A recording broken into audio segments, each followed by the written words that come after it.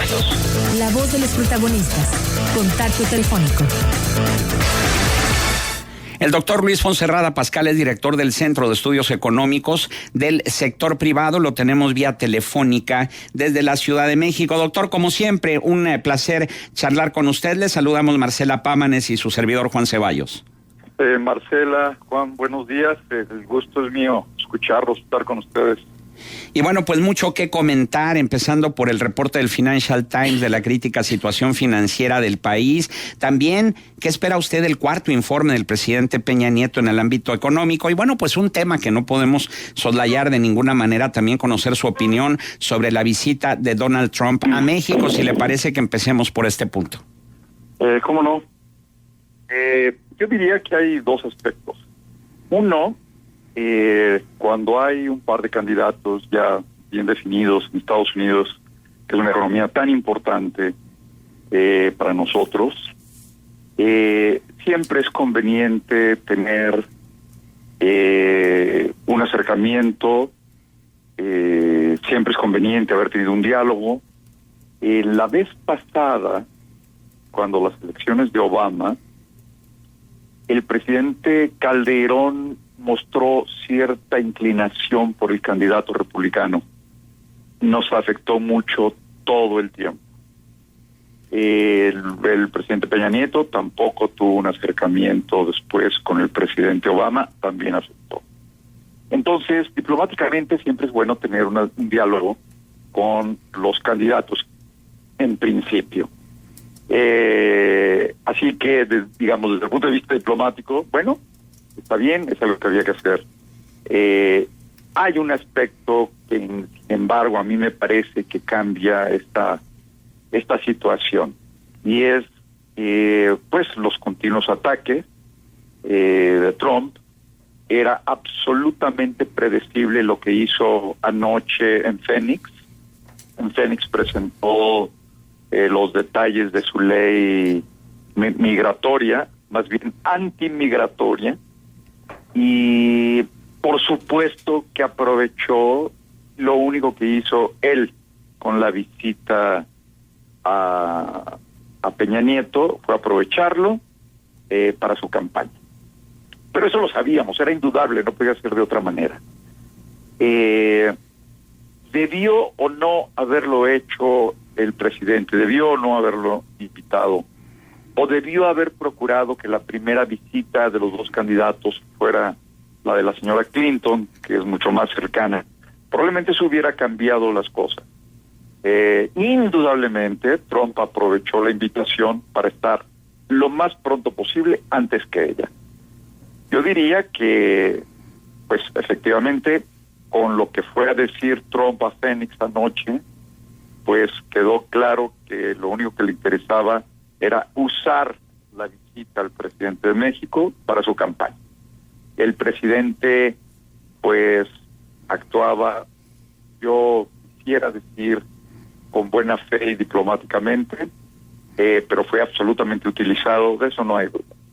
Creo que la manera de compensar y lo más rápidamente posible el suceso es lograr que la señora Clinton venga lo más pronto posible. Sin embargo, en la posición de la señora Clinton hay, por supuesto, yo diría, dudas de cuándo, cómo, después del suceso. En cualquiera de los casos, me parece que es delicado y es importante el habernos dejado utilizar de esa manera por Trump, ¿no? A veces parece naif el no pensar que fue a hacerlo. Yo a veces me pregunto quién asesora a nuestro presidente, porque de veras que parece que es un rosario de errores en la parte, bueno, en varios campos, pero en particular en las intervenciones y en las salidas a los medios, y seguramente hubiera sido mejor que llegara primero la señora Clinton. Pues eso es lo que tengo que decir sobre la visita, Marcela, Juan. Uh-huh. Pero quisiera saber, buenos días en principio y siempre con el gusto de saludarle, pero a mí me gustaría conocer si esto podría tener algún impacto específicamente en la economía del país. El tejido de la política es de tal puntada que muchas de las veces pudiera en algún momento dado pues tener unas repercusiones y vicios económicos. Mira, indudablemente, yo creo que sí, yo creo que cualquier tema de este tipo, la burla de él diciendo, ellos van a construir, por supuesto que se va a construir el muro y ellos lo van a pagar, pero todavía no lo saben. Pero es una burla impresionante, ¿no? Uh-huh. El que efectivamente esas palabras se tradujeran en algunos actos, Marcela, yo creo que sí es cierto que va a tener efectos. Yo esperaría que ni llegue Trump, ni sucedan todas estas locuras, ¿no? Pero en eso vamos a depender. La señora Clinton va por arriba en todas las encuestas, pero Trump es muy, yo diría, su discurso a un grupo de americanos descontentos con los salarios, con el empleo, con la migración, que sienten que lo más fácil es culpar el Tratado de Libre Comercio, etcétera, pues llega un grupo muy importante a apoyarlo, ¿no?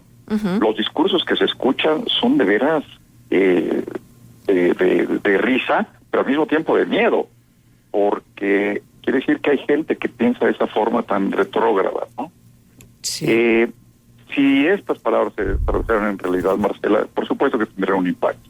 Ajá. Yo espero que estos discursos se queden como discursos y que de veras no lleguen a afectarnos. Hay muchos otros temas por los que deberíamos preocuparnos que sí nos pueden afectar. Claro, pero ¿cuál sería la posición de Barack Obama?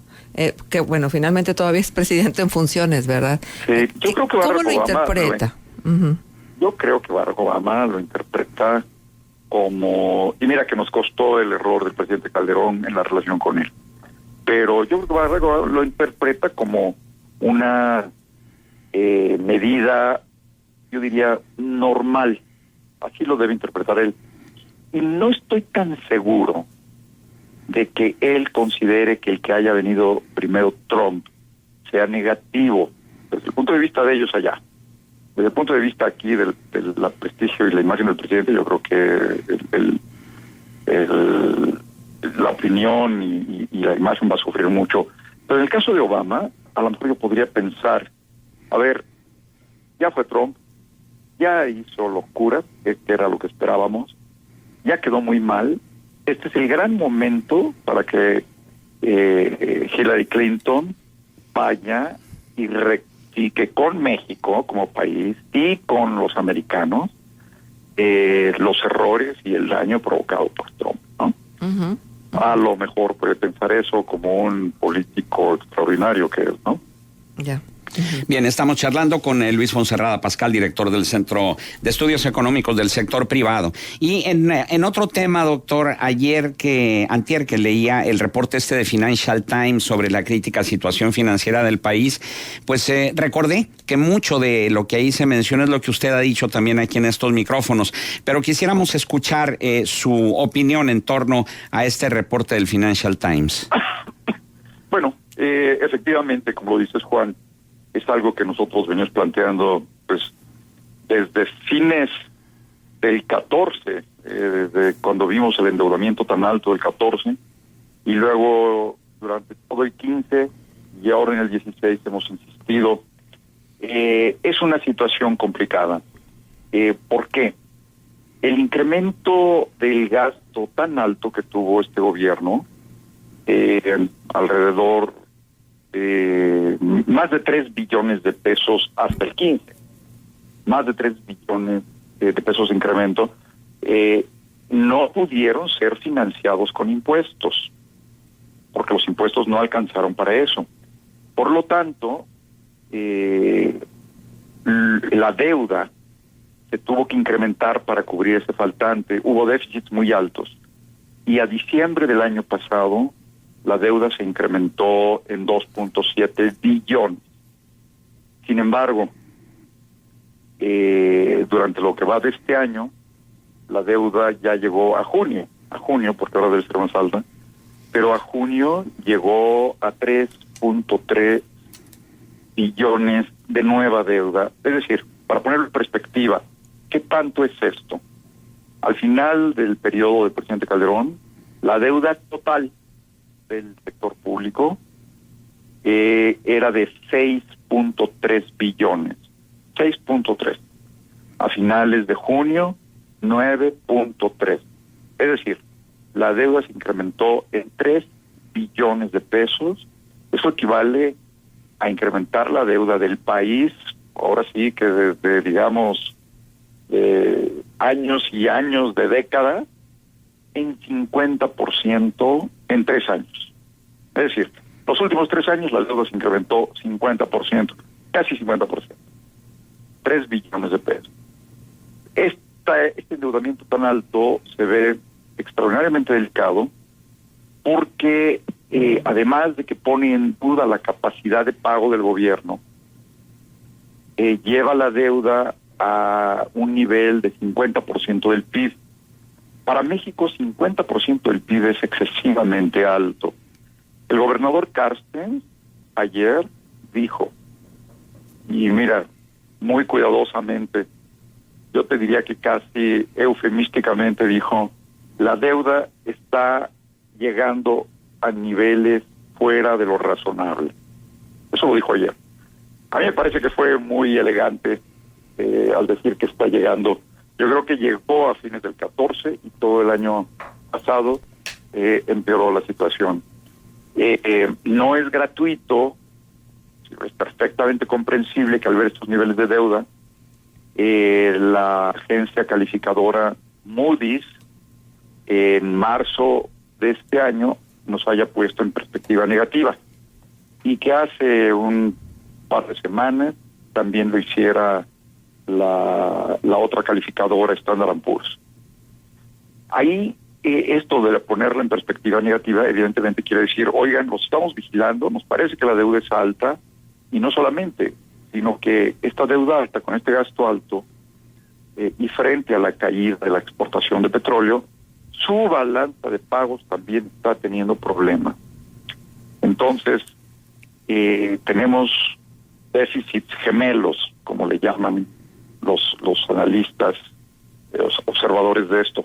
Un gran déficit en la balanza de pagos, un gran déficit en el gobierno federal. Sin embargo, doctor, el IMEF, el Instituto Mexicano de Ejecutivos en Finanzas, dice que la deuda es manejable y pone como argumento el hecho de que hay países donde el monto de su deuda equivale a más del 100% de su Producto Interno Bruto. ¿Sirve eso de consuelo? No, yo creo que al IMEF hay que explicarle algunas cosas de aritmética. Con todo respeto a mis amigos del IMEF, creo que no lo entienden bien. Vamos a ver. Estados Unidos efectivamente tiene 100% del PIB de deuda, lo que pues es el doble de nosotros. Entonces la pregunta, que es una pregunta desinformada efectivamente, y una conclusión de que nosotros tenemos cancha, es porque nos preocupamos si tenemos tan poco de deuda con respecto al PIB, todavía podemos llegar al doble, al 100, ¿no? Bueno, la diferencia es enorme. No se pueden comparar deudas como proporción de PIB entre países. El hacerlo lleva de veras a planteamientos tan absurdos como este del IMEF. ¿Por qué? En Estados Unidos se crearon, solamente para poner en contexto, ya casi 14 millones al final de este año de nuevos empleos desde finales, desde mediados del 10, digamos. Es decir, vienen creando en promedio más de 2.5 millones de nuevos empleos. ¿Por qué es relevante esto? Cada vez que hay un nuevo empleo en Estados Unidos, hay un nuevo pagador de impuestos. La recaudación americana crece enormemente. En el caso de México, cuando se crea un nuevo empleo, no tenemos idea de lo que suceda. Ojalá todos fueran formales en el sentido de pagar impuestos, porque eso ayudaría. La verdad es que la mayor parte de los empleos que se crean en México son informales, no pagan impuestos. Y eso desgraciadamente es así porque no hemos sido capaces de crear los empleos formales que requerimos, porque no hemos tenido la inversión que requerimos. Entonces, pues aquí la verdad es que el gobierno se enfrenta a una deuda ya alta, no se incrementan sus ingresos al ritmo que se incrementa la deuda, de una parte. De otra parte, solo para poner en contexto esto mismo de los ingresos tributarios, Estados Unidos recibe ingresos tributarios como 30% de su PIB cada año. Quiere decir que si dedicaran todo a pagar la deuda, pues ellos lo tendrían resuelta en 3 años. En México, nuestra tributación como porcentaje del PIB es 10%. Dice que nosotros necesitaríamos 5 años para pagarla, si dedicáramos todo a pagarla. Entonces hay una gran diferencia, y yo creo que esto permite poner en perspectiva el problema de comparar dos países, ¿no? Nosotros con la mitad de deuda de Estados Unidos requeriríamos 5 años. Ellos con el doble de deuda requieren 3. Son situaciones totalmente diferentes. Ellos no tienen deuda externa. No tienen deuda externa, punto.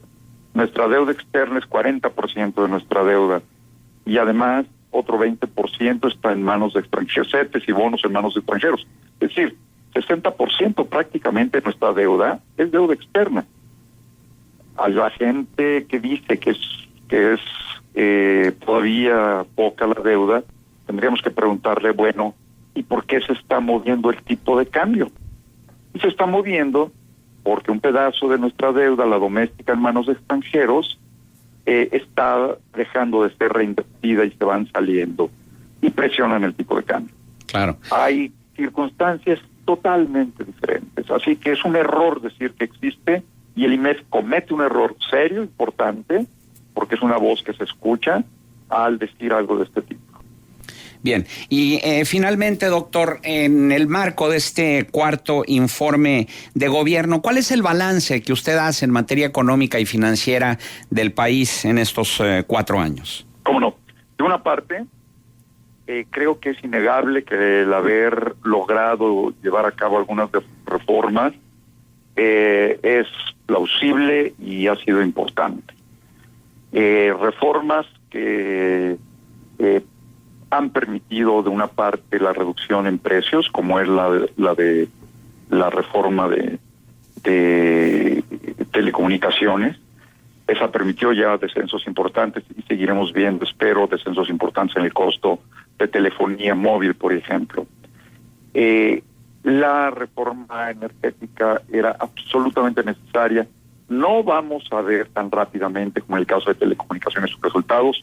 Yo creo que se va a llevar 3 o 4 años para empezar a ver los efectos y que empiece a producirse un poco más de petróleo, que nos pueda ayudar a resolver el problema de balanza de pagos también. Las otras reformas ahí van, tienen sus aspectos positivos, hay reformas que tienen que mejorarse. Yo diría, la parte de las reformas es positiva. 2, en lo que yo diría que no se actuó correctamente fue en mantener un gasto muy alto durante estos 3 años, financiándolo con deuda.